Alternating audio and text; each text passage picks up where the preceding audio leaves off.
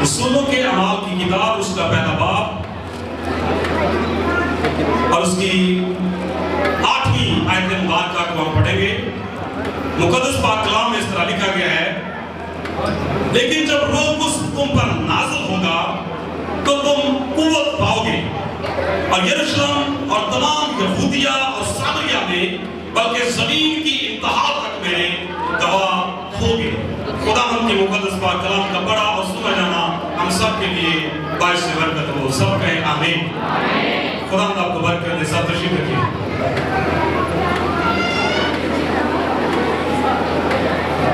खुदा यीशु मसीह की कादर और जलाली नाम में आप सबकी सलामती हो। आज की जो दूसरी तिलावत की गई उसमें पहला हिस्सा क्या है? खुदा यीशु मसीह ने जी उठने के बाद जब अपने शागिर्दों पर ज़ाहिर होते हैं तो फरमाते हैं तुमको सब नाज़िल होता है और कुव्वत के बारे में लिखा है कि तुम कुव्वत पाओगे। तो क्या उस कुव्वत का मतलब जो है वो सिर्फ गैर जुबानी बोलना है? बड़ी तवज्जो के साथ बात तो सुनिएगा। लिखा तो हुआ है कि रूह कुद्स नाज़िल होगा तो तुम कुव्वत पाओगे। तो क्या कुव्वत से मुराद सिर्फ गैर जुबानी बोलना ही है? तो बहुत मुख्तसर करके मैं अपने बात पर आने वाला हूं कि जहां पर कुव्वत की बात की गई है तो आज का हमारा छोटा सा एक टॉपिक है कि रूहानी कुव्वत से जंग का मैदान बदल दे। रूहानी कुव्वत से जंग का मैदान बदल दे। अब रूहानी कुव्वत से जंग का मैदान कैसे बदला जाता है? एक एग्जांपल आपके सामने रखने लगा मैं। कभी आपने उकाब की, एक और तो सुनिएगा, इसी के साथ मुख्तसर इसी में आपके लिए एक लेसन भी है। कभी आपने उकाब की और एक सांप की जंग होता देखी है? उकाब की और सांप की। उकाब जब सांप के साथ जंग करता है पहले तो वो हजारों मील हजारों फीट बुलंदी से, इस कदर उसकी नजर तेज है कि वो अपने शिकार को हजारों फीट बुलंदी से देख लेता है। और उसके बाद जब वो स्नेक के साथ जंग उसकी चलती है तो वो जंग का मैदान बदल देता है। वो जमीन पे सांप के साथ जंग नहीं करता। उकाब जो है, ईगल जो है, वो बड़ी परवाज़ के साथ बुलंदी से नीचे आता है और नीचे आने के बाद सांप को अपने पंजों में जकड़ता है और जकड़ने के बाद फिर से प्रवास करता है और बुलंद तरीन फिजाओं में ले जाता है। और बुलंद तरीन फिजाओं में ले जाने के बाद उसे नंबर 1 अपनी चोंच से नोचता भी है और फिर नंबर 2 बड़ी बुलंदी से फिजाओं से वो उसे नीचे फेंक देता है। और कई मर्तबा वो यही अमल दोहराता है। और सांप की जंग जो है वो कहां तक होती है? सांप की जंग का मैदान कौन सा है? जमीन। जमीन पे वो जंग कर सकता है। फिजा में वो जंग, फिजा में वो डर नहीं सकता, आगे से अटैक नहीं कर सकता। तो उकाब में ये एक सिद्ध पाई जाती है कि वो जब सांप के साथ जंग करता है या उसको अपना शिकार बनाता है वो सबसे पहला काम जो है वो ये करता है कि अपनी कुव्वत के साथ जंग के मैदान को ही बदल के रख देता है। अब इन दोनों किरदारों पर गौर कीजिए। ईगल से बात क्या है? उकाबा दी मानन तेनू जोर दे के वो तेरी जवानी नू करदा न्या है। उकाबों के साथ किसको तशबीह दी गई है? खुदा के लोगों को, रास्तबाजों के लिए ये लफ्ज़ इस्तेमाल किया गया है। और सांप जो है वो किसकी नुमाइंदगी करता है? जरा जोर से बोल दीजिए भाई। सांप किसकी नुमाइंदगी करता है? इब्लीस की नुमाइंदगी करता है। और अगर हम ये समझते हैं कि खुदा के पाक रूह की कुव्वत जो है उससे हम लबरेज हैं या खुदा की कुव्वत जो है वो हमें आ चुकी है या खुदा की कुव्वत से हम इब्लीस के साथ जंग करते हैं, तो मेरे अजीजों खुदा का कलाम आज हमें ये सिखाता है कि उकाब की मानद बने और क्या करे? जंग का मैदान ही बदल के रख दे।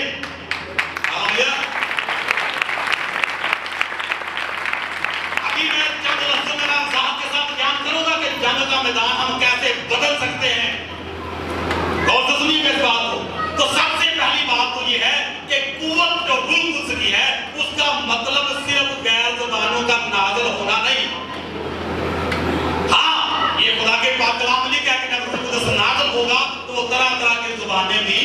बोलेंगे, लेकिन जो कुव्वत रूल कुछ देता है वो इब्लीस के इस जहान के खुदा के साथ जंग करने के लिए है। खुदा के बंदा पौलुस रसूल क्या बयान फरमाते हैं इफ्सियों के खत में कि हमारी कुश्ती खून और गोश्त से नहीं है। हमारी कुश्ती जो है वो खून और गोश्त से है ही नहीं, बल्कि इस जहान के खुदा के साथ है जिसने लोगों की अकलों को अंधा करके रखा हुआ है। अब इब्लीस जो है वो ये चाहता है कि हम उसके साथ अगर जंग करते हैं तो इसी मैदान में जंग करें। देखिए खुदा का कलाम हमें ये सिखाता है कि हमारे लिए जरूरी है कि हम जंग का मैदान ही बदल के रख दें। अब जंग का मैदान बदलने से मुराद क्या है? जंग का मैदान बदलने से मेरे से मुराद ये है कि किस तरह से हम जंग का मैदान बदल सकते हैं। गौर कीजिए, आखिरी बात उसके बाद में दुआ करेंगे।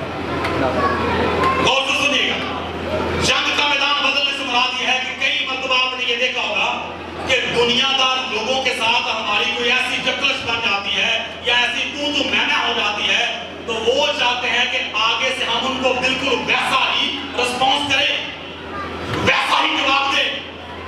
लेकिन खुदावन के मुकद्दस कलाम के मुताबिक जब हम खुदावन यीशु मसीह के नमूना पर अमल करते हैं, लिखा हुआ है कि उसने दुख उठाकर हमें एक नमूना दिया है। वो गालियां खाकर गालियां देता नहीं था और दुख पाकर वो धमकाता भी नहीं था। और अगर हमारे साथ ऐसा हो जाता है और अगर खुदा के कलाम के मुताबिक हम खामोशी इख्तियार करते हैं और इस तरह के लिखा हुआ है कि इंतकाम लेना मेरा काम है, बदला मैं ही दूंगा, जब हम इस बात पर अमल करते हैं तो इसके साथ ही जंग का मैदान बदल जाता है।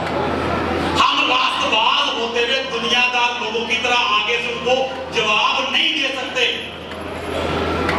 इसका ये मतलब नहीं कि हमारे साथ लोग हैं वो कभी तू मैना नहीं करते हैं, लेकिन हमें क्या करना पड़ता है?